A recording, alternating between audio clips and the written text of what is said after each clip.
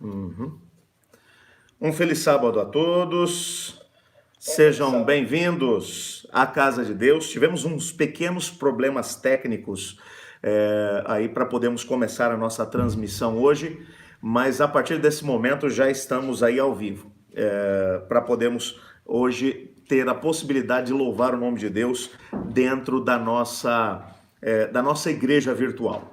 Apesar de estarmos num contexto de quarentena, nós temos a possibilidade de poder estar irmanados, apesar de você na sua casa, eu na minha, mas tendo a possibilidade de poder estar na presença do Senhor Deus. Aproveite aí agora. E se você tem a possibilidade, vocês que já estão com a gente, estou vendo algumas pessoas já conosco aí, assistindo aí a programação. A Joelma está dizendo, acho que o pessoal está no grupo da igreja. Eu tive um pequeno problema para poder conseguir acessar pelo Instagram. Então eu quero aproveitar e pedir a vocês que avisem o pessoal da igreja que a gente vai conseguir fazer a transmissão só pelo YouTube, ok? O pessoal que está aí online, estou vendo aí a Rosentina que está junto com a gente, a Joelma, vamos avisando aí os outros, já temos algumas pessoas que estão chegando. Aproveite agora nesse momento, você que já está online com a gente, mande aí o seu comentário, mande aí para a gente o seu aquilo que é o seu pedido de oração, para a gente poder estar junto nesse momento em que estamos clamando aí pela presença manifesta do Senhor. Daqui a pouquinho vamos estar estudando um pouco sobre Apocalipse capítulo 3, versos 14 a 21, mas vai ser daqui a pouquinho. Eu quero aproveitar esse momento para poder dizer a vocês que estamos vivendo um momento realmente complicado. Já desde o mês de março, fim de março, início de abril, que nós estamos em quarentena. Aos poucos agora esse processo de abertura das igrejas está acontecendo. Alguns municípios já estão afrouxando um pouco mais a quarentena. Algumas igrejas já têm a possibilidade de poder estar abertas. Não é o nosso caso ainda, mas mesmo à distância nós temos a possibilidade de poder estar na presença do Senhor Deus. Eu estou vendo aqui algumas pessoas que estão mandando mensagem para a gente. A Cleane Machado tá aqui, bom dia, feliz sábado a todos. Chega mais Jardim Oriental. Ô, pessoal do Jardim Oriental, um grande abraço a vocês. Paulo Duarte tá aí também, ó. Feliz sábado, pastor. Feliz sábado, irmão Paulo, que Deus te abençoe grandemente. A Rosentina Luísa Damasceno tá aí. Peço oração pela minha família. Vamos estar orando sim. Josué Martins, maravilha de lição. Tá ok, tamo junto aí. O nosso objetivo é conseguir, de alguma maneira, fazer com que mais pessoas tenham acesso também à palavra de Deus. Manda aí a sua mensagem, diz de onde é que você está assistindo, qual a igreja que você pertence, a gente vai estar mencionando aqui. Algumas pessoas ainda estão migrando das outras plataformas que a gente havia aberto e que tiveram algum problema, para a gente poder conseguir hoje transmitir o nosso culto a partir daqui, ok? Como mencionei ainda há pouco, talvez você acabou de entrar online agora com a gente. Nós tivemos um pequeno problema, eu tive um pequeno problema daqui para poder conseguir me conectar através do Instagram, então a gente acabou tendo que reorganizar aqui as coisas para podermos começar o nosso culto a partir da plataforma do YouTube. Não consegui fazer a transmissão via Instagram. Você que faz parte de uma das nossas igrejas, e eu sei que muitos irmãos estavam esperando para poder começar o culto, por favor, faça contato com os irmãos, coloquem nos grupos das igrejas aí, que nós estamos agora transmitindo única e exclusivamente pelo YouTube, ok? A Maria está aqui. Opa, tem aqui o Robson Porto, está dizendo feliz sábado desde Curitiba.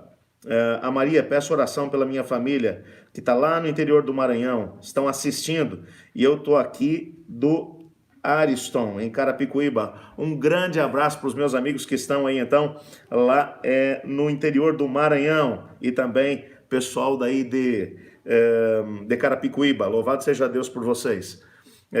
Nós estamos nesse momento, volto a dizer, tivemos um pequeno contratempo com o Instagram, estamos transmitindo única e exclusivamente através do YouTube. Então, você que faz parte da igreja do Jardim da Abril, Jardim Oriental, Parque Jaguara, Francisco Gonzaga, Jaguaré, enfim, de qualquer uma das nossas igrejas, por favor, faça contato com os irmãos que devem estar esperando aí, ou em outras plataformas, para poderem estar acompanhando com a gente. Opa, a gente tem aqui também a Luciane Mendes.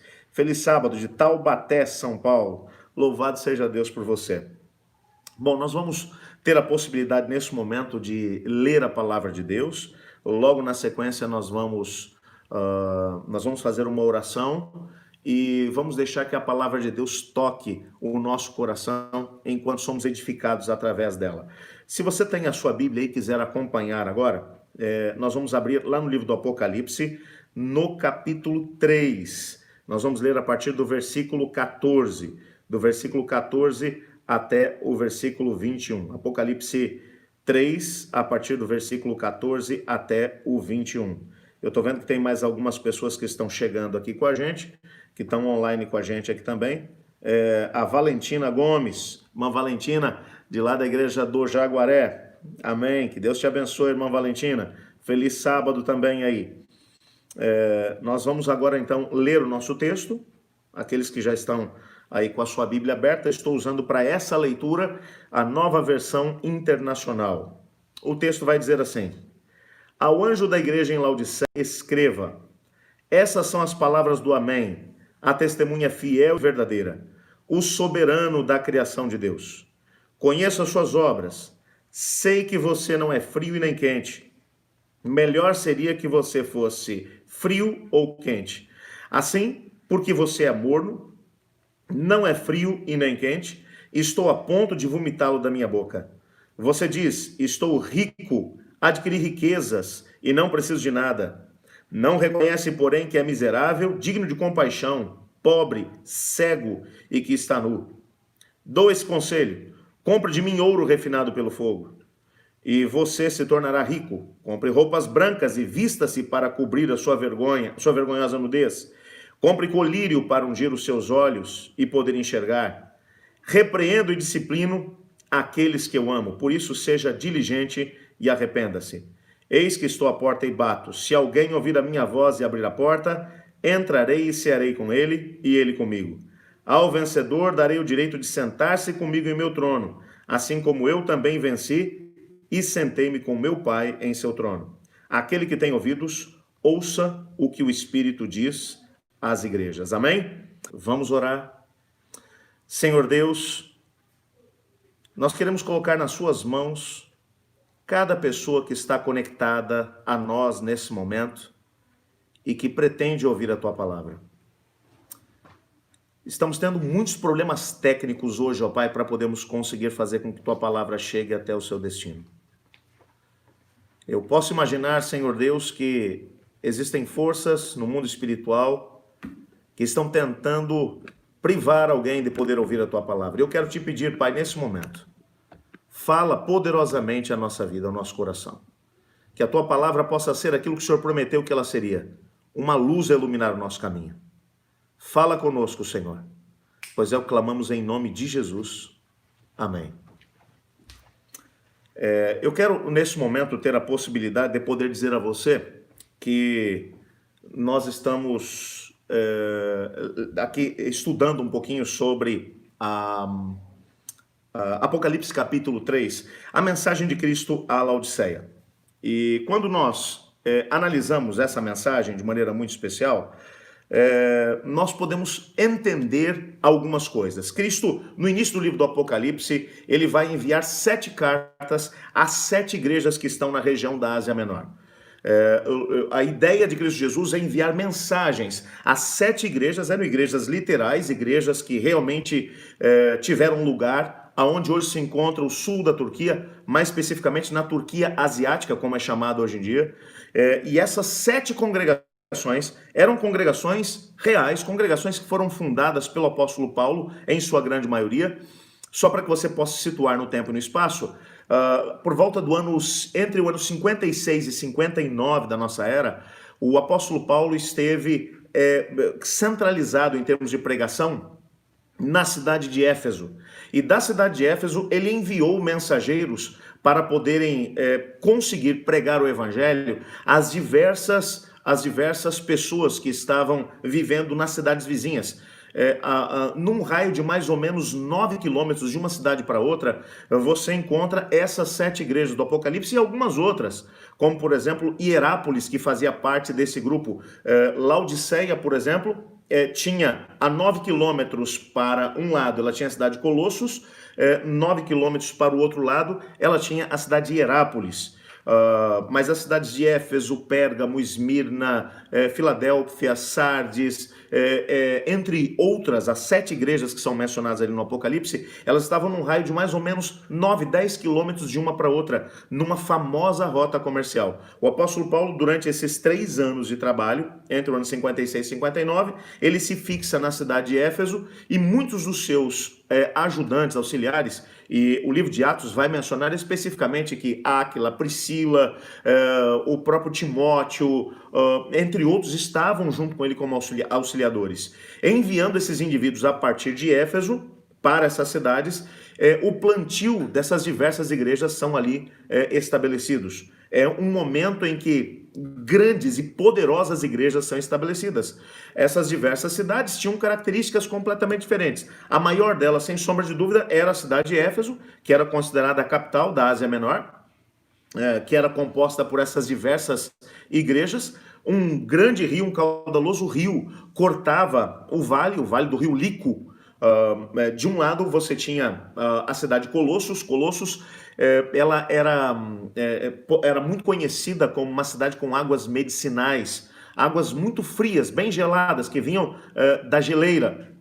Por outro lado, a cidade de Colossos, que ficava também a mais ou menos uns 9 quilômetros, era considerada por suas águas termais, águas muito quentes. E no meio do caminho você encontra Laodiceia, que não tinha nenhuma situação e nem outra. Laodiceia, ela foi criada, ela foi estabelecida, foi fundada por volta do ano 250 a.C., por um indivíduo chamado Antíoco. Esse Antíoco era o Antíoco da Síria. Ele acabou fundando essa cidade porque percebeu na sua geografia um lugar que poderia fazer com que ela se tornasse uma cidade realmente importante. E de todas as cidades da Ásia Menor, apesar de Éfeso, por exemplo, ser uma cidade maior do que Laodiceia, Laodiceia acabou tendo um grande destaque entre as demais cidades da Ásia Menor, porque uma grande quantidade de banqueiros se estabeleceram nessa mesma cidade. Laodiceia acabou se tornando uma cidade muito, mas muito rica. Diferentemente das outras cidades da Ásia Menor, o que acontecia quando uma igreja era plantada em determinado lugar? Quando a igreja era plantada, a igreja tinha a tendência de mudar a característica da cidade. Às vezes uma cidade que era extremamente pagã ou paganizada, como era o caso da própria Éfeso. O templo da deusa Diana estava na cidade de Éfeso. Quando a igreja ali é plantada, a adoração à deusa Diana começa a diminuir de maneira tão intensa que um complô é feito pelos líderes da cidade porque eles percebem que o templo de Diana ia terminar em nada, porque a maior parte das pessoas estavam se convertendo ao cristianismo. Então, as características da própria cidade acabavam sendo, ou influenciando de uma maneira muito especial, ou a igreja influenciava as características da cidade, e a cidade acabava sendo modificada pelo próprio evangelho. Mas quando você vai olhar para Laodiceia foi exatamente o contrário. Laodiceia era uma cidade, como já mencionei, uma cidade muito rica. Havia muitos, mas muitos bancos nessa cidade. A maior parte de todo o serviço de empréstimos e ao mesmo tempo onde as pessoas acabavam guardando o seu dinheiro ou depositando o seu dinheiro, em toda a região da Ásia Menor, de todas as cidades, era Laodiceia. Laodiceia era considerado como a cidade que guardava o tesouro do Império Romano na região da Ásia Menor. Era uma cidade muito, mas muito rica. Uma cidade com uma construção moderna para o seu tempo. Uma cidade que possuía, entre outras coisas, um comércio muito forte. Havia a famosa lã negra de Laodiceia. Era uma lã que era trabalhada ou era feita ali em várias tecelagens que haviam na cidade de Laodiceia, que era uma cidade famosa, portanto, por ter uma grande quantidade de fábricas de roupas e tecelagens. Era um lugar realmente, sem sombra de dúvida, muito conhecido também por isso. Outro detalhe que caracterizava essa mesma cidade, e eu não estou falando da igreja, estou falando apenas da cidade, era o fato de que essa cidade era uma cidade que possuía muitas clínicas de saúde, muitas clínicas que trabalhavam principalmente os problemas ligados à audição e ao mesmo tempo à visão. Havia o famoso pó frígio, que era fabricado na cidade de Laodiceia, cuja receita ou cujos os ingredientes que eram usados para poder fabricá-lo nunca acabaram sendo conhecidos por outras pessoas além da cidade de Laodiceia. Com esse pó frígio, eles faziam o famoso colírio de Laodiceia, que era um colírio considerado quase que milagroso naquela época, resolvendo muitos, mas muitos problemas de visão que as pessoas tinham naquele tempo. Portanto, quando analisamos essas circunstâncias, tudo isso trazia prestígio, respeito. Para você ter uma ideia, a cidade de Laodiceia era uma cidade que não se reportava como as demais ao imperador. O imperador chegava em algumas cidades da Ásia Menor, em todas as cidades, por exemplo, e ele ordenava para que as pessoas seguissem as suas ordens. Mas normalmente quando ele ia tomar um posicionamento em relação às igrejas da Ásia, existem relatos históricos de que o imperador em pessoa fazia viagens até a cidade de Laodiceia para se reunir com os líderes dessa mesma cidade, com os banqueiros, para perguntar o que eles achavam de tal medida que estavam pensando em estabelecer naquela cidade. Era uma cidade realmente com grande poderio. Para você ter uma ideia, no ano 61 da nossa era, houve um grande terremoto em todo o Vale do Rio Lico. Todas as cidades acabaram sendo destruídas, as cidades que estavam às margens. A cidade de Colossos foi afetada, a cidade de Hierápolis foi afetada, e a de Laodiceia, o epicentro desse mesmo terremoto foi a cidade de Laodiceia. A cidade de Laodiceia foi toda para o chão. É bem verdade que Colossos e Hierápolis tiveram muita dificuldade para poder conseguir se restabelecer.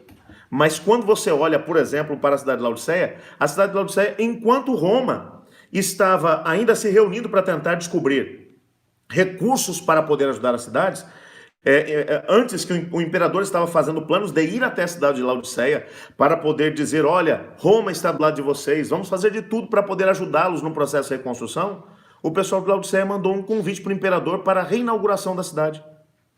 E o imperador disse, mas vocês não foram atacados ou acometidos aí pelo grande terremoto? E eles disseram, fomos sim, mas já reconstruíram com os próprios recursos da cidade. Era uma cidade realmente imponente dentro do Vale do Rio Lico, sem sombra de dúvida, a mais rica e importante cidade da Ásia Menor.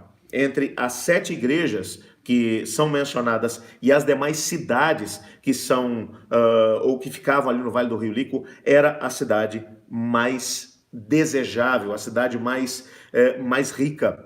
O mais interessante é que quando você vai olhar para a política daquele tempo, nós temos que compreender tudo isso para entender a mensagem que está aqui sendo mencionada. Uma série de imperadores haviam tido a possibilidade de poder passar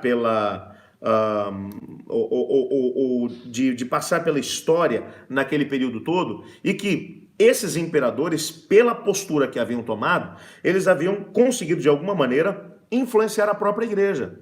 Quando você olha, por exemplo, entre os mais importantes, o primeiro deles, Otávio Augusto, também conhecido como Augusto César, que reinou entre o ano 27 antes de Cristo e o ano 14 depois de Cristo, ele influenciou tremendamente a igreja. Foi esse o imperador que teve a possibilidade de ser o imperador na época do nascimento de Cristo. Foi ele, por exemplo, que decretou que todas as pessoas do império deveriam passar por um processo de recenseamento.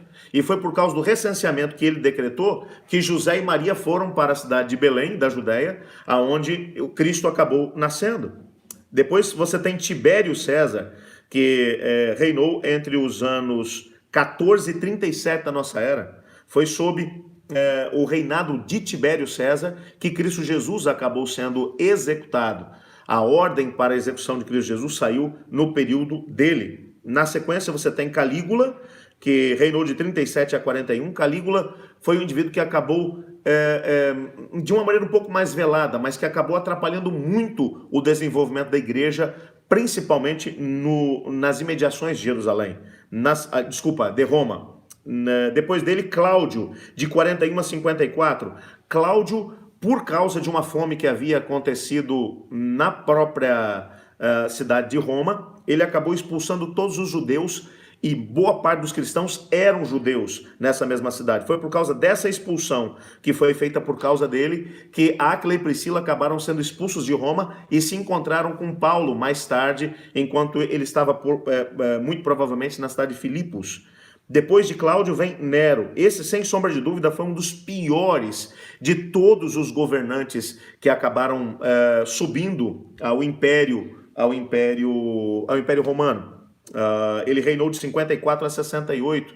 Ele foi responsável pelo incêndio de Roma, e esse incêndio de Roma, que foi causado por ele, e que ele mesmo acabou culpando os cristãos por conta disso, fez com que a maior perseguição de todos os tempos acabasse acontecendo.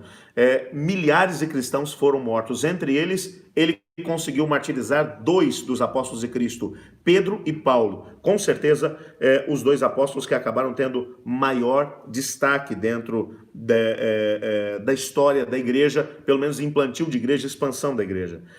Depois dele veio Vespasiano, de 69 a 79, Vespasiano manteve o processo de perseguição à igreja. Depois dele veio Tito Flávio. Esse Tito Flávio foi o mesmo que foi responsável, na altura ele ainda não era o imperador, mas ele foi o general responsável pelo cerco de Jerusalém, e foi ele quem destruiu a cidade de Jerusalém.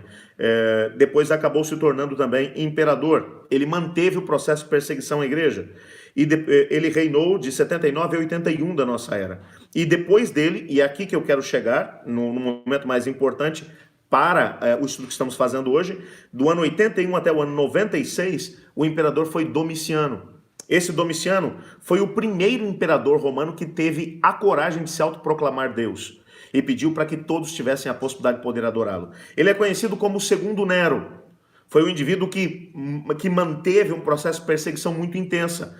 Na altura dele, o último dos apóstolos vivos era João. E é ele quem vai enviar João. João já é um ancião com mais de 80 anos, algo em torno de 80 a 90 anos de idade, quando ele o envia exilado para a ilha de Patmos. É tanto que quando você vai para o livro do Apocalipse, lá no capítulo 1, por exemplo, se você quiser dar uma olhada, quiser acompanhar ali, só para você poder ter uma ideia do que nós estamos falando, no capítulo 1, ali deixa eu voltar aqui no capítulo 1. No capítulo 1, ali a partir do versículo 9, João vai dizer assim: eu, João, irmão e companheiro de vocês no sofrimento, no reino e na perseverança em Jesus, estava na ilha de Patmos por causa da palavra de Deus, do testemunho de Jesus. Ele vai mencionar que ele foi exilado na ilha de Patmos por causa do testemunho de Jesus, por causa de pregar a palavra. Ele era o último dos apóstolos vivos.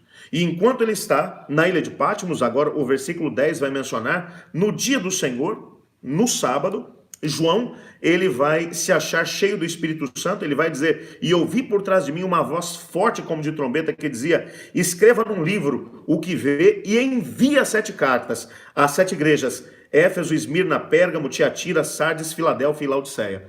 Essas 7 igrejas, elas não apenas tinham um papel importante dentro da Ásia Menor, mas essas 7 igrejas, elas representariam, em termos proféticos, as 7 eras que teriam lugar desde o momento em que João estava escrevendo até o momento do retorno de Cristo Jesus. As 7 igrejas, a Éfeso representando a igreja apostólica, a igreja do primeiro século, e Laodiceia representando a última igreja que estaria tendo lugar sobre a terra antes do retorno de Cristo Jesus.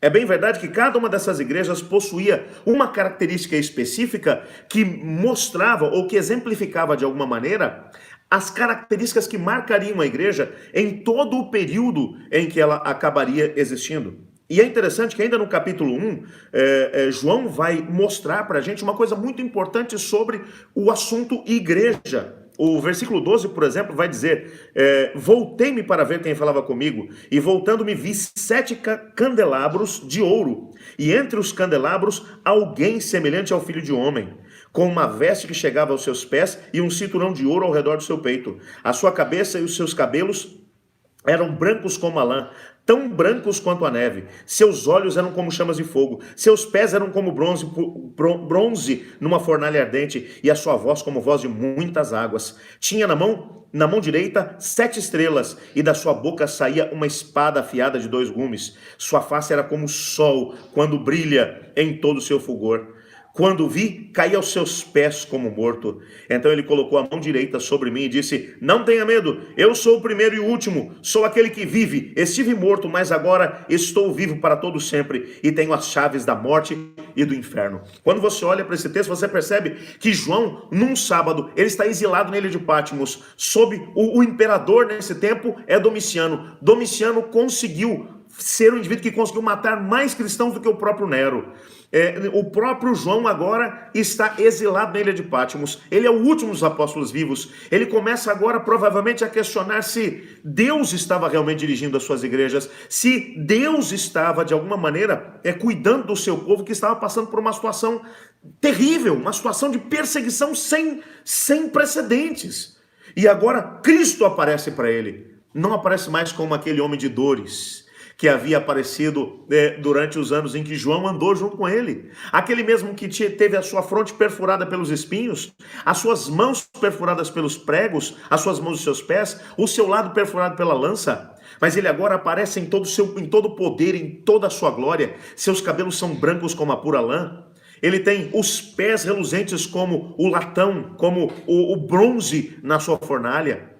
Ele tem vestiduras brancas, da sua boca sai uma espada afiada de 2 gumes. Ele vê Cristo em toda a sua glória. Mas o mais interessante é que ele percebe, e essa informação é importante, ele percebe aonde Cristo está. Cristo está andando no meio dos castiçais, dos candelabros. Os castiçais são mencionados aqui. É interessante que quando você vai ver aqui a última parte, o versículo 20, ele vai explicar o que são os castiçais. Ele vai dizer: esse é o mistério das 7 estrelas que você viu na mão direita e dos 7 candelabros. As 7 estrelas são os anjos das 7 igrejas e os 7 candelabros são as 7 igrejas. O que é interessante é que esses 7 candelabros são as 7 igrejas e as 7 estrelas são os 7 anjos enviados às 7 igrejas para poder cuidar das igrejas. O que João está descobrindo aqui da parte de Cristo Jesus é que Cristo estava caminhando pelo meio da sua igreja. A igreja não estava sozinha, a igreja estava passando por um momento de perseguição, a igreja estava passando por um momento sem precedentes, mas Cristo continuava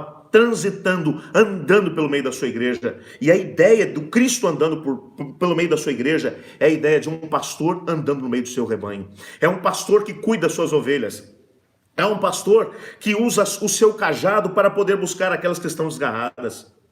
E ao mesmo tempo a vara para poder ferir os inimigos da igreja. E ao mesmo tempo para poder chamar, para repreender as ovelhas rebeldes. Cristo está no meio da sua igreja. E o mais interessante é que para podermos ver Cristo, nós temos que ver junto à igreja, porque Cristo se manifesta através da igreja. É uma outra maneira de poder descrever aquilo que Paulo escreveu, que a igreja é o corpo de Cristo Jesus. Quando olhamos para esse texto, percebemos Cristo caminhando, transitando pelo meio da igreja. Cristo está no meio da sua igreja. Cada uma delas tem o seu cuidado, tem a sua aprovação, tem o seu zelo. Mas agora eu queria me dedicar de maneira muito especial ao texto que lemos de Apocalipse capítulo 3. Poderia gastar muito tempo aqui falando sobre as outras 6 igrejas, mas eu quero hoje gastar um tempo falando sobre a carta que ele enviou às 7 igrejas. Essa foi uma carta literal que foi enviada para a igreja de Laodiceia. Era um recado de Cristo Jesus para aquela igreja. Era uma igreja literal que funcionava no período em que João estava exilado na ilha de Patmos. Mas essa igreja, ela representa também o nosso período profético, a igreja de hoje em dia. E deixa eu dizer para você uma coisa, Cristo vai se apresentar, e eu agora volto para o capítulo 3, e eu quero que você mantenha a sua Bíblia aberta, porque nós vamos esmiuçar aqui cada parte desse texto. O versículo 14 vai apresentar aquele que está falando com a igreja. E no versículo 14 ele vai dizer assim: ao anjo da igreja em Laodiceia, escreva: essas são as palavras do Amém, a testemunha fiel e verdadeira, o soberano da criação de Deus. Cristo aqui, ele é apresentado com 3 características. A primeira característica que vai aparecer aqui é que ele é o Amém. O Amém é o seguinte, é a última palavra. Quem tem a última palavra quando o assunto é a igreja é Cristo Jesus. Quem tem a última palavra quando o assunto é o que a igreja tem enfrentado é Cristo Jesus. Cristo é o que tem a última palavra. Eu vou dizer uma coisa para você. Quem tem a última palavra sobre a igreja dos nossos tempos, do nosso período, não é Jair Messias Bolsonaro, o presidente do nosso país.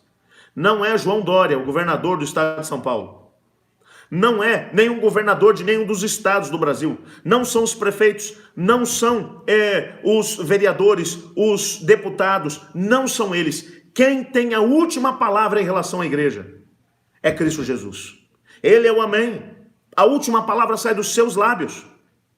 Quem vai determinar a história da nossa igreja hoje em dia é Cristo Jesus.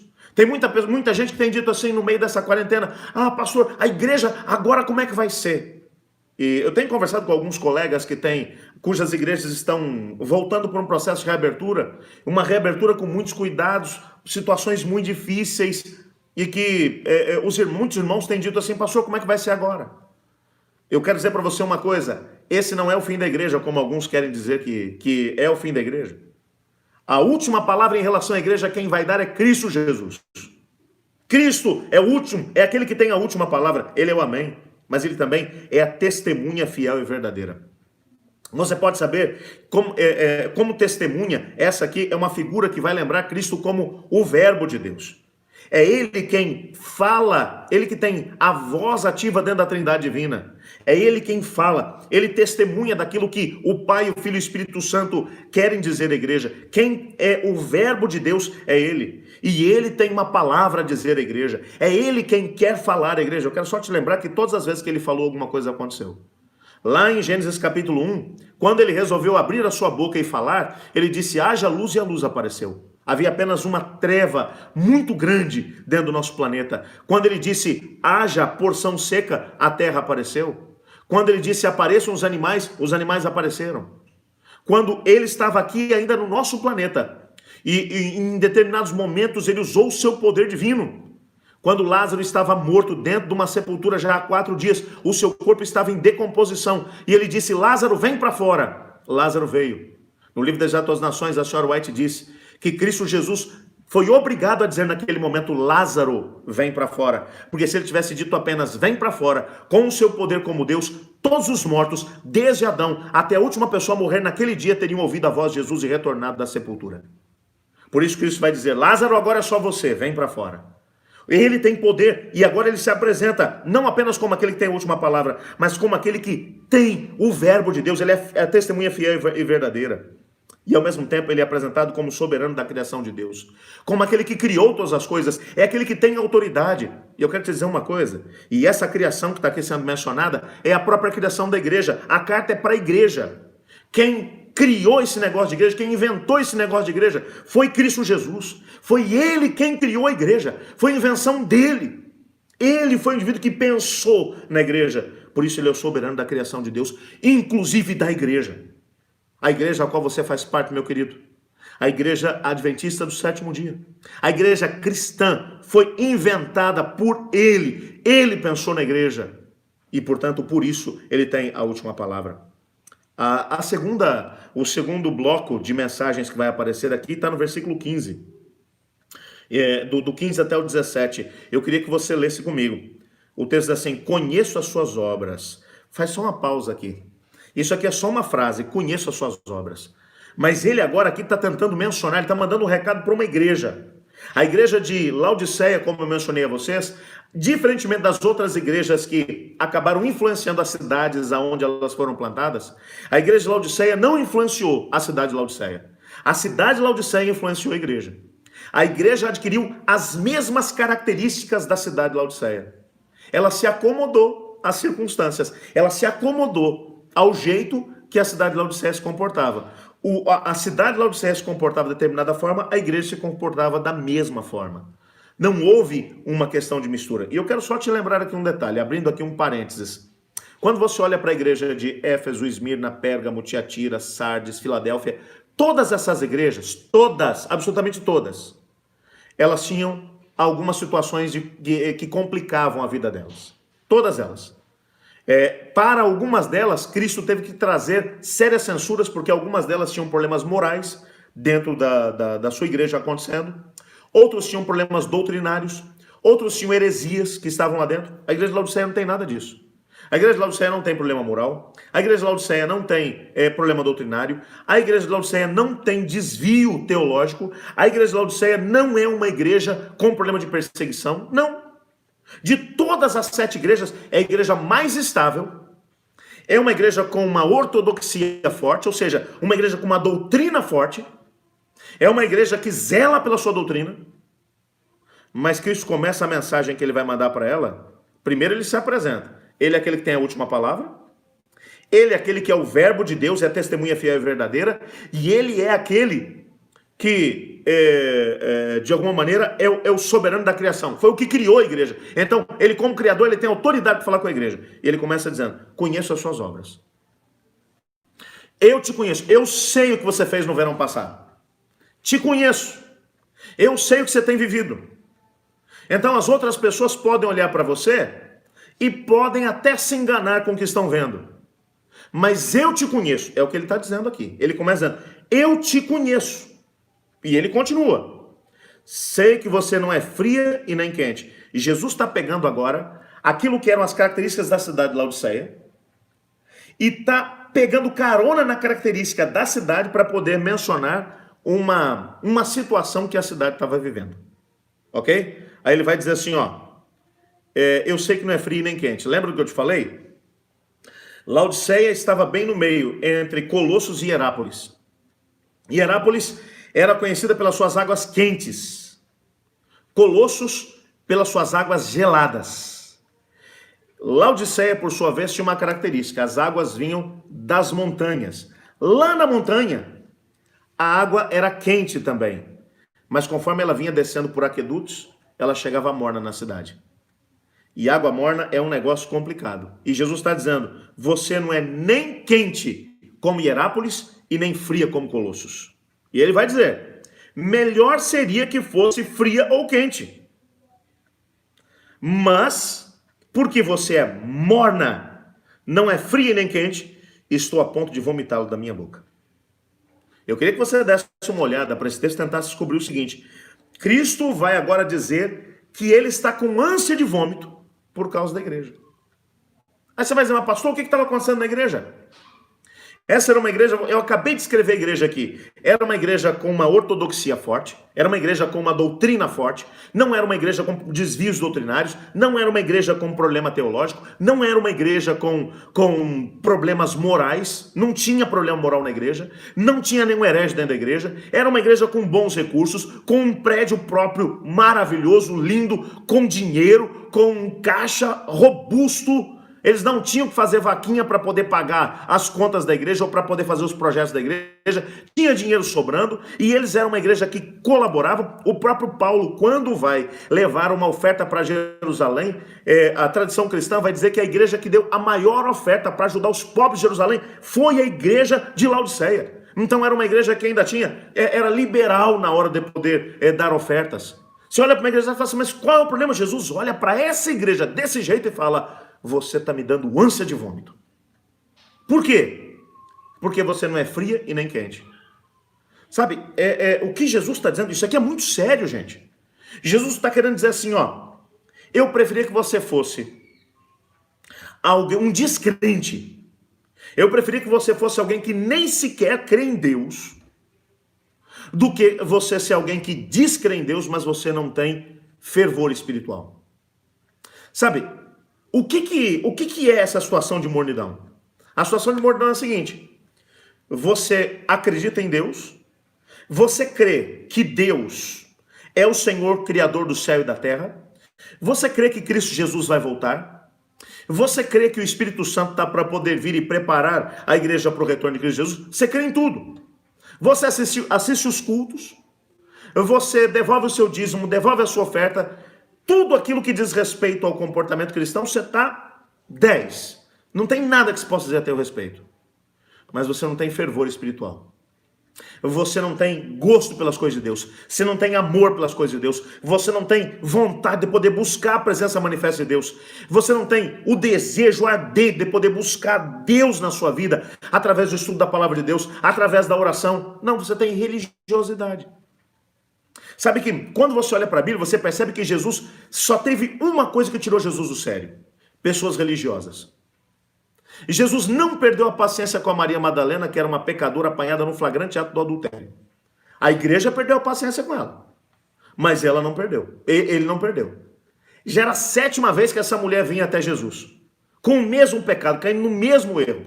E Jesus teve paciência nas 7 vezes. Na 7ª vez, a igreja queria a cabeça da Maria Madalena, e Jesus olha e diz: quem não tiver pecado, joga a primeira pedra. Jesus tem paciência com Levi Mateus, cobrador de impostos, um cara desonesto. Ele tem paciência com o Zaqueu, cobrador de impostos, chefe dos publicanos. Um cara que havia enriquecido ilicitamente. Jesus tem paciência com um bandido, um terrorista, que tinha sido crucificado ao lado dele. O cara não valia um centavo furado. Ele olha para Cristo e fala: Senhor, lembra de mim quando você entrar no seu reino, pô, por favor. E Jesus olha para ele e diz: em verdade te digo hoje, você vai estar comigo no paraíso. Jesus tem paciência com os pecadores. A própria igreja o questionou e falou assim: pô, chegaram para os discípulos e falaram: dá um toque em Jesus aí. Jesus é um cara tão gente boa, mas está muito mal acompanhado, só com pecadores, com publicanos, com prostitutas que o seguem. E Jesus escuta e fala: os sãos não precisam de médico, quem precisa de médico são dos doentes. Mas sabe com quem que ele não tem paciência? Com os religiosos. Com aqueles que professam crer em Deus, mas não têm compromisso com ele. Não tem compromisso com a sua palavra. Não tem amor por sua palavra. Não vivem os princípios da palavra. São os mornos. E Jesus, lembra do que Jesus fez com os fariseus e líderes religiosos? Ele os chamou de raça de víboras. Ele os chamou de sepulcros caiados.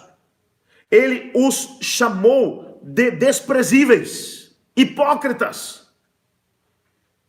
E Jesus nunca perdeu a paciência com os pecadores, mas com os religiosos sim. E o que ele está dizendo para a igreja de Laodiceia é o seguinte: a igreja de Laodiceia é uma igreja que não é fria e nem quente, ela é morna. Ela professa a fé em Cristo Jesus, mas não tem compromisso com Cristo, não tem uma experiência com a graça de Cristo Jesus, não tem uma experiência de santificação, não tem uma experiência forte com o Senhor no relacionamento íntimo. Mais do que isso, ele vai dizer aqui ainda: olha, estou a ponto de vomitá-lo da minha boca. A igreja está dando ânsia de vômito em Cristo Jesus. Você diz: estou rico, adquiri riquezas, não preciso de nada. Não reconhece, porém, que é miserável, digno de compaixão, pobre, cego e que está nu. A descrição que Cristo Jesus vai dar, ele está pegando aqui carona nas características da cidade, as quais a própria igreja de Laodiceia havia absorvido. Era uma igreja rica, a igreja dos banqueiros, pois ele vai dizer: você, na verdade, é miserável, pobre. Mas, ele vai dizer: você é digno de compaixão, é cega. Uma cidade que tinha as principais clínicas oftalmológicas do seu tempo, que tinha lá o famoso pó frígio. Diz: você não enxerga, você não consegue ver. E uma igreja que tinha, uma cidade que tinha as tecelagens da famosa lã negra de Laodiceia. Você está nua e não se apercebe. E Jesus vai descrever essa cidade mencionando, o que ele está dizendo é: eu te conheço. A gente talvez fique meio indignado quando vê isso aqui, mas não é essa a situação de Cristo. Cristo está dizendo: o teu estilo de vida está me fazendo mal. O teu estilo de vida está me dando ânsia de vômito, está me dando náusea. Mas você, como disse alguém, você só pode ter náusea se tem alguma coisa no teu estômago. Se Jesus tem náusea por causa da igreja, é porque a igreja está dentro dele. É porque a igreja ainda é o corpo dele.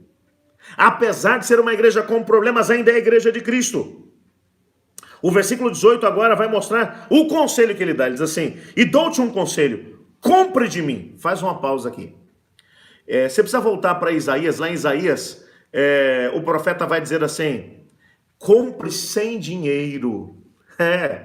Compre de graça. É uma figura. É uma figura de quando você vai a Cristo. O Isaías ele vai dizer assim: por que você gasta seu dinheiro naquilo que não é pão? Compre de graça. Compre de graça. A ideia de comprar aqui é que Cristo está se apresentando como, na verdade, um vendedor, como um mascate, como um camelô, como um vendedor ambulante. É essa a ideia que está aqui sendo apresentada. Sabe aquela ideia de um vendedor, que um feirante, por exemplo, que você está passando, ele vai dizendo o tempo todo: opa, compra aqui na minha mão é mais barato, chega aqui comigo. É isso que está acontecendo aqui. E Jesus está chamando agora, é como a figura que está sendo mostrada aqui, é a figura de um mercador, é alguém que está chamando as pessoas que estão passando na frente, dizendo, vem cá comprar de mim, porque eu tenho aqui na minha mão. É assim que ele está se apresentando, essa figura que está sendo apresentada aqui. Ele está dizendo, em primeiro lugar, compre de mim ouro refinado no fogo. Existem muitas interpretações sobre esses elementos que aqui se encontram, mas quando olhamos para a Bíblia, nós percebemos que o ouro refinado no fogo, ele pode ser também uma referência ao reino de Deus. O reino de Deus é o que vale, é o que é mais valioso. Quando você olha para as parábolas contadas por Jesus, Jesus chegou a dizer assim, que o reino dos céus é semelhante a um homem que estava trabalhando numa terra e ele encontra um tesouro escondido. E ele vai e vende tudo que tem e compra aquele tesouro. É como uma pérola de grande valor, que o homem quando descobre, ele vai e vende tudo que tem e compra a pérola e fica muito feliz. A ideia de ouro refinado no fogo é a ideia do reino de Deus. O reino de Deus tem que ser a coisa mais importante. O que Jesus está dizendo para essa igreja é que ela é pobre, porque o reino de Deus não é prioridade na vida dela. O reino de Deus não é o que move o seu coração. O reino de Deus não é a razão pela qual ela vive. É uma igreja que se preocupa mais com as coisas da própria cidade, no local em que eles vivem, do que com o próprio reino de Deus. O reino de Deus não é a prioridade. O estilo de vida do reino de Deus não é a prioridade da igreja de Laodiceia. Então ele vai dizer, compra de mim ouro refinado pelo fogo, e você se tornará rico. Compre também roupas brancas. As roupas brancas são aqui uma figura da justiça de Cristo que é nos dada pela graça. Quando nós temos um contato com a graça de Cristo, quando entendemos que fomos perdoados pela graça de Cristo Jesus, quando o processo de santificação começa a acontecer na nossa vida, que é o Espírito de Deus morando em nós, então nós temos a possibilidade de ser completamente perdoados e a nossa vida transformada. É um processo que acontece na vida do ser humano. Ele vai dizer, compra roupas brancas e mais, compre colírio para poder ungir o seu olho, para que você possa enxergar. O único capaz de abrir nossos olhos para nos mostrar a condição na qual estamos é o Espírito Santo de Deus. E Jesus mesmo disse que quando o Espírito Santo viesse, ele nos convenceria do pecado, da justiça e do juízo. O único capaz de abrir nossos olhos para entendermos aonde estamos e aonde devemos chegar é o Espírito Santo do Senhor. Então agora ele vai dizer para você e para mim, compre colírio. Você precisa do Espírito Santo de Deus. E meu amigo, me desculpa, esse tempo de pandemia tem mostrado de uma maneira muito clara quantos religiosos nós temos. Pessoas que não têm um compromisso com o Senhor Deus. Pessoas que apenas têm um compromisso com a igreja. Pessoas que até devolvem os seus dízimos, dão as suas ofertas. Pessoas que gostam de assistir um culto. Mas gente que não tem compromisso com Deus. Um estudo está sendo feito nesse momento aí pela UCB, pela nossa união, e uma prévia nos foi apresentada nessa semana, e uma das preocupações que as pessoas estão tendo é o seguinte, você acredita que em quase 3 meses aí de pandemia, nós já temos um grupo considerável de pessoas que já deixou a igreja, que se apostatou. No nosso distrito nós tivemos situações como essa. Recebi um telefonema há poucos dias atrás de uma pessoa que disse, olha pastor, eu tive pensando melhor nesse período de pandemia, eu vou para outra igreja. Eu disse, mas a senhora tem alguma dúvida na nossa doutrina? Não, não tem. Eu só quero ir para outra igreja. Eu disse, não, mas tem que ter uma razão, alguém brigou com a senhora? Não, eu só quero ir para outra igreja. Você olha, são pessoas que não têm compromisso com a palavra de Deus, não têm compromisso com assim diz o Senhor. Pessoas religiosas. E o mais interessante é que o versículo 19 tem uma mensagem muito interessante da parte de Cristo. Ele vai dizer, repreendo e disciplino aqueles que eu amo. Por isso seja diligente e arrependa-se. Jesus está dizendo, olha, estou dizendo isso para você porque eu me preocupo contigo. Eu te amo. Eu quero que você mude esse quadro. Eu quero que você deixe de ser apenas um religioso e que você tenha um compromisso comigo, com o reino de Deus. Que a minha graça te cubra. Que você enxergue o tempo em que você vive. Irmãos, nós estamos vivendo os dias do aparecimento de Cristo Jesus e nós estamos brincando de ser crente. Nós estamos vivendo o tempo. Nunca estivemos tão próximo do retorno de Cristo Jesus. E a gente está brincando de ser religioso. O versículo 20, ele representa a penúltima parte da mensagem que Jesus vai estar dando à igreja de Laodiceia. Ele diz assim, eis que estou à porta e bato. Se alguém ouvir a minha voz e abrir a porta, entrarei em sua casa, cearei com ele e ele comigo. Ao vencedor darei o direito de sentar-se comigo no meu trono, assim como eu também venci e sentei-me com meu Pai em seu trono. Duas coisas estão sendo apresentadas aqui. Em primeiro lugar, Jesus se apresenta como aquele que está à porta e está batendo. Ele está batendo a porta. No original em grego, há uma ideia aqui de continuidade. Ele está batendo a porta. Não é que ele... É um momento em que ele chega e... Não, é uma atitude contínua. Ele está batendo a porta o tempo todo. Ele se apresenta como aquele que está do lado de fora. Ele está tentando entrar na vida da igreja. Gente, isso aqui é uma figura que tem que botar a gente para poder parar, para poder pensar. A igreja é dele. Ele se apresenta lá no começo como o soberano da criação de Deus. Foi ele quem criou a igreja. Ele tem a última palavra. Ele é o verbo de Deus. E agora ele está do lado de fora da igreja. Batendo na porta falando assim... Pô, deixa eu entrar. A igreja é minha. Eu quero entrar, quero fazer parte da história dela. Me deixa entrar. Algum tempo atrás eu ouvi uma história. É uma parábola, na verdade, de um homem que estava tentando entrar na igreja. Era uma igreja muito rica, uma igreja que tinha muita dificuldade de poder aceitar gente nova chegando. E um indivíduo acabou tendo contato com o Evangelho de Cristo Jesus e procurou a igreja. Ele disse assim, eu quero fazer parte dessa igreja. Mas ele era muito pobre. Um indivíduo com um vocabulário pobre, não tinha nada para poder oferecer para a igreja. E os irmãos da igreja estavam muito animados com a chegada desse camarada.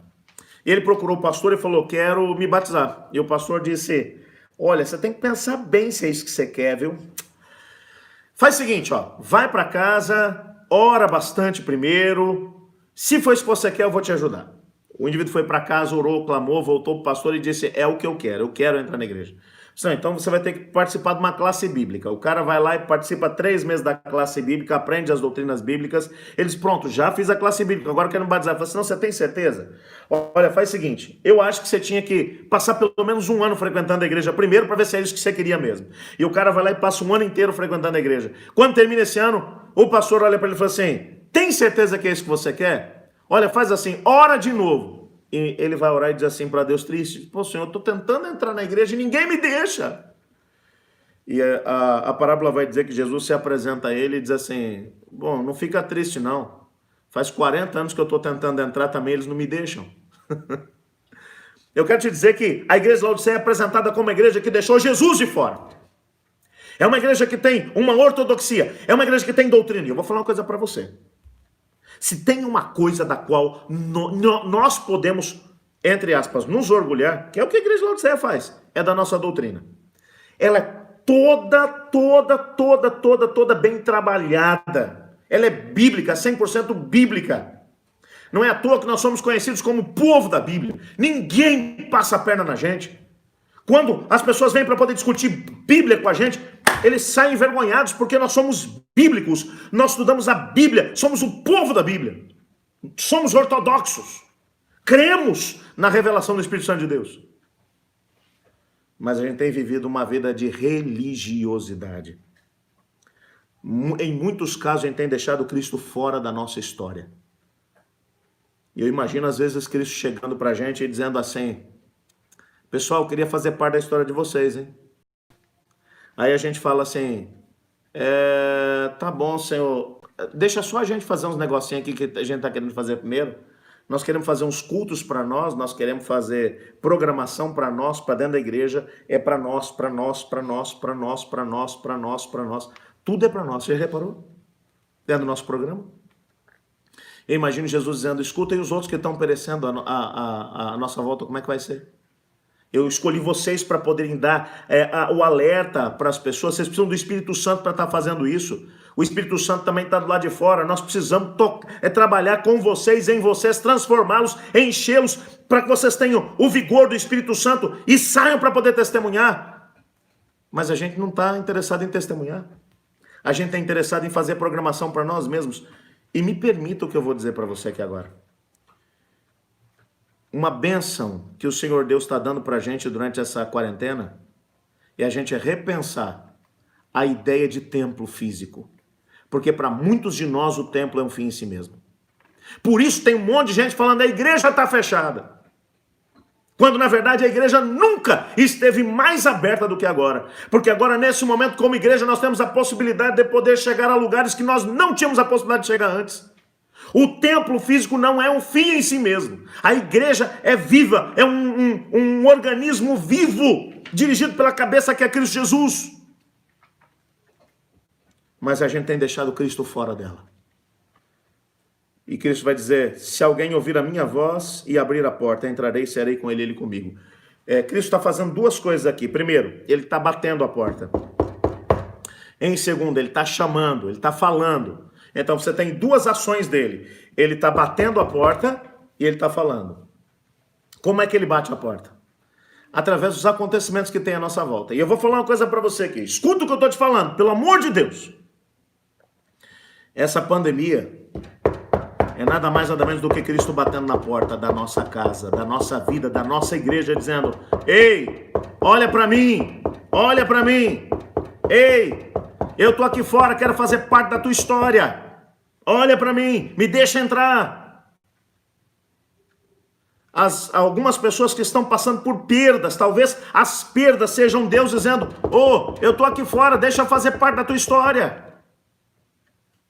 A crise financeira que está chegando por aí, talvez seja Jesus batendo na porta dizendo, escuta, continua aqui, quero fazer parte da tua história. Eu tenho mais para você do que só religiosidade. Eu quero enchê-los com o meu espírito. Eu quero que vocês recebam o poder e a condição de poder testemunhar para que o alto clamor tenha lugar e todas as pessoas do planeta saibam que eu estou voltando. Não é com religiosidade que vocês vão conseguir isso. As batidas de Jesus à porta são os acontecimentos que têm lugar, às vezes, na nossa vida financeira, na nossa saúde, em circunstâncias que fazem a gente parar para poder pensar que o templo físico não é um fim em si mesmo. Aliás, vou falar uma coisa para você. A Bíblia deixa claro que haverá um tempo em que não terão mais templos físicos, porque todos eles serão tomados num processo de perseguição contra a igreja. E a igreja de Deus, como um organismo vivo, continuará mais viva do que nunca. E aí vai dar a última voz de advertência, porque vai estar sendo dirigida pelo Espírito Santo. Mas nós estamos vivendo um tempo em que nós estamos mais preocupados com o culto dentro da igreja do que em ser cheios do Espírito Santo do Senhor, para poder ser a igreja de Deus, o organismo vivo que expande o reino de Deus. E a outra coisa que ele vai dizer é, se você me escutar, que ele está falando. E como é que ele fala? Ele fala através da palavra, ele fala através da Bíblia. Agora, como é que ele vai falar se a tua Bíblia está cheia de pó? Como é que ele vai falar se você não gasta tempo com a palavra de Deus? Como que ele vai falar? Ele deixou claro que ele fala através da palavra. Mas tem tantas vozes falando nesse tempo.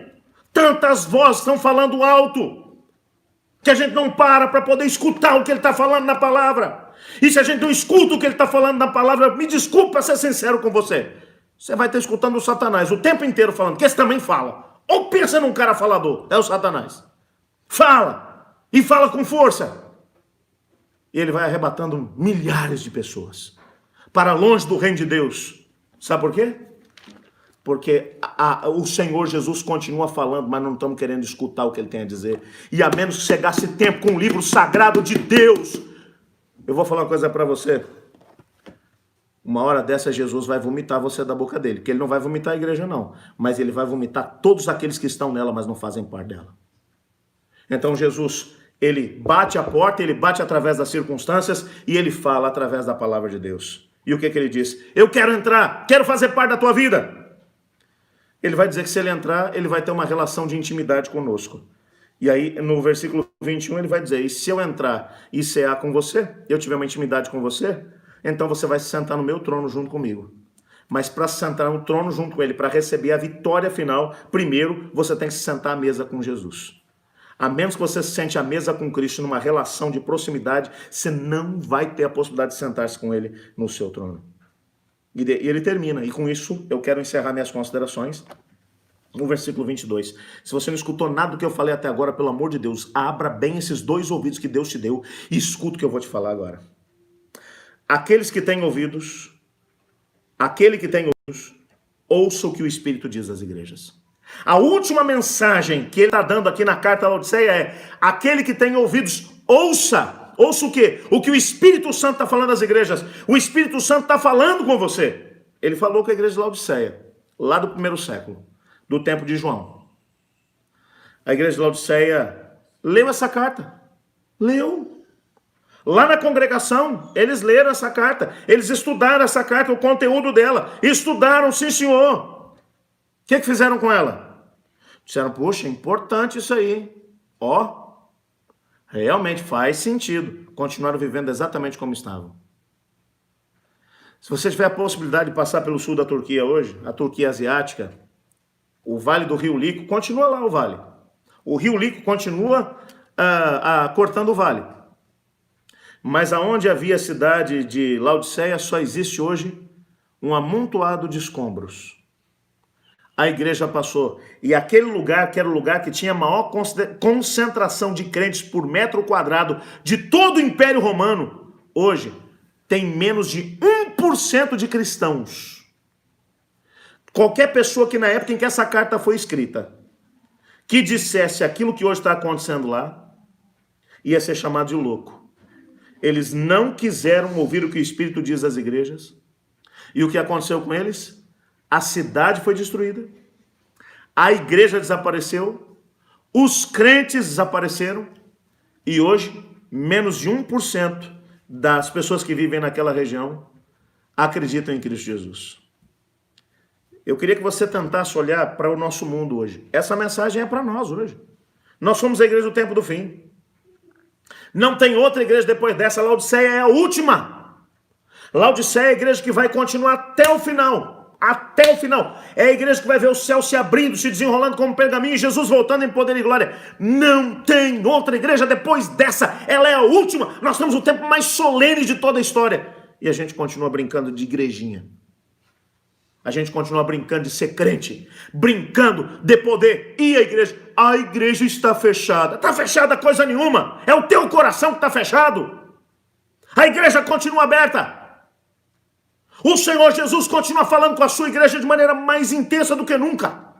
O que está fechado é o teu coração. O templo pode estar fechado, mas a igreja está aberta. Mas você que é religioso, é bom você ficar esperto. Porque talvez, se você não ouvir aquilo que o Espírito está falando da igreja, a tua história, o prognóstico não é bom. Olhem para os lugares que deixaram de ouvir essa mensagem. Olha para a velha Europa. A Europa que foi a Europa cristã. Hoje a Europa já é conhecida como a Europa pós-cristianismo. A Europa hoje está voltando a ser uma Europa pagã, paganizada. O cristianismo hoje é minoria. A maior parte das igrejas estão virando bares, boates, discotecas, bares. Olha para os Estados Unidos da América do Norte, que não estão escutando essa mensagem, que não estão levando em consideração o que o Espírito está falando da igreja. As igrejas estão fechando. E nós vamos deixar que isso aconteça aqui no nosso país, aqui no nosso Brasil. A menos que nós ouçamos essa mensagem, o prognóstico não é bom. Mas Jesus olha para você e para mim e ele diz: ouça o que o Espírito diz às igrejas. Eu quero nesse momento encerrar minhas considerações fazendo uma oração toda especial por você. Por você que está compreendendo o que Jesus está falando contigo. Por você que está compreendendo que o Senhor tem um propósito para a sua vida. Por você que está compreendendo que você está longe daquilo que é o desejo do Senhor Deus. Talvez estou falando hoje para uma pessoa que está longe, está afastada do caminho do Senhor Jesus. Tome uma decisão e volte para Cristo antes que seja tarde demais.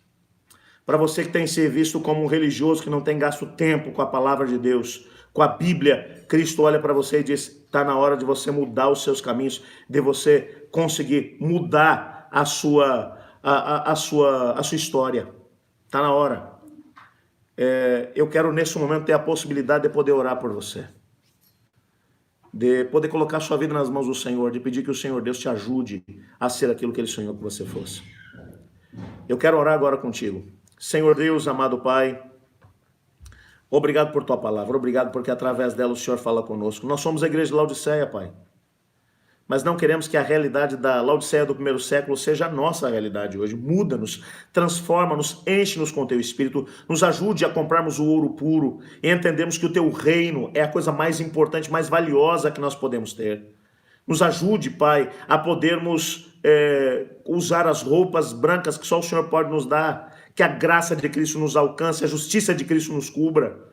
Nos ajude a termos o Espírito Santo para abrir nossos olhos e percebermos aonde estamos e aonde devemos estar.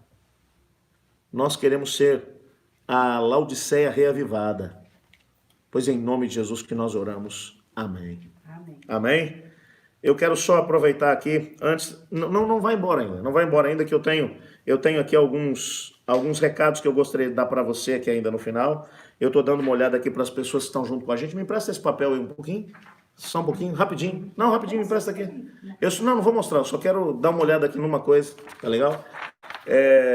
A gente tem, eu queria mandar um recado todo especial para vocês. O meu irmão, o Marcos Camilo do Roupão da Fé, ele vai ter uma live especial hoje, ao 12:30, no Face, Marcos Camilo, Roupão da Fé. Vai valer muito a pena. Enquanto você estiver almoçando, eu te desafio a poder assistir ali. É pelo Facebook, ok? Marcos Camilo, Roupão da Fé. Vai valer a pena. O Marcos Camilo é um, Roupão da Fé é outro. No do Roupão da Fé vai estar sendo ali transmitido. Dá uma chegada lá que vai valer muito a pena. Eu queria ter a possibilidade de desafiá-lo também a permanecer junto conosco na próxima quarta-feira. A gente vai estar junto estudando sobre mais uma das nossas, dentro da nossa série Nisto Cremos, temos mais uma crença. Vamos entrar numa nova sessão do livro Nisto Cremos, a partir das 20 horas. Nós vamos estar fazendo também ao vivo. Que Deus te abençoe, que Deus te guarde e que você possa estar junto com a gente